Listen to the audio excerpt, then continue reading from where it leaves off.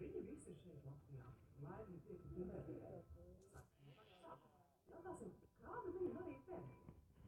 Mana bērnība bija ilgāk. Kāda tev bija bērnība? Kāda bija tava ģimene? Fantastiski, jo... Ar ko tev vecāki nodarbojās? Tu nāc no radošiem. Mamma man 25 gadus nostrādāja Kļūdas drāmas teātrī. Teiks, viņa bija psihologs.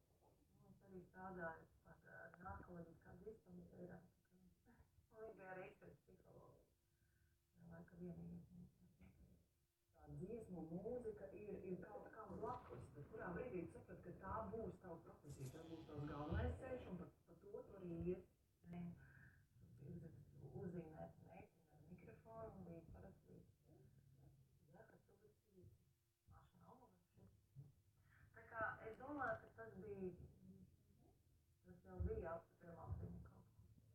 Es to darīšu. Skatuve viennozīmīgi tā bija tā pasaule, tā dimensija, kurā man gribēja dzīvot. Vai tev bija tāds posms, ka tu jau sāki tā plānot, kāda varētu būt tava ģimene? Jo es zināju, ka noteikti man nebūs. Pēc 30 gadiem noteikti nebūs. Par to, kādam jābūt cilvēkam blakus, man arī nebija ilgi jādomā, jo man bija vislabākais tētis pasaulē. Un, protams, ka cilvēkam blakus bija jābūt ļoti līdzīgi. Kā jūs iepazināties? Kādēļ? Ļoti negaidīgi. Bija viens pasākums vienā kazino, uz kuru man uzaicināja cilvēks, ar ko es īsti biju arī nekontaktēju. Raids arī tāpat. Draugs visu vakaru Raids manī skatījās. Viņš pienāca un pajautāja manai draudzenei, kas ir jūsu draudzene, kāpēc visi viņu pazīst, bet es nezinu.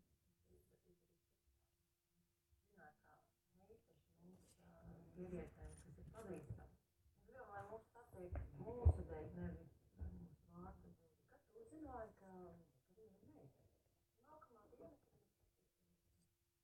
mēs satikāmies. Zināju visu, viņš man izsaucīja visu savu tīmu, un tad 10 dienas viņš man tā vēlāk. Kāda bija jūsu pirmā iepazīšanās ar meiteni? Nabadzīgi viņa saņēma mani, kad dzimšanas dienas dāvana. Man ļoti gribās, lai viņa es biju pie draudzenes Francijā uz 3 nedēļām, kad es atbraucu atpakaļ, man tieši bija dzimšanas dienas dienā. Un visu vasaru tētis man deva klausīties kaut kādas sievietes, kas runāja franču valodā, ko sauc Marija. Un es domāju, ka viņi īstenībā ir francūžieši un dzīvo Francijā.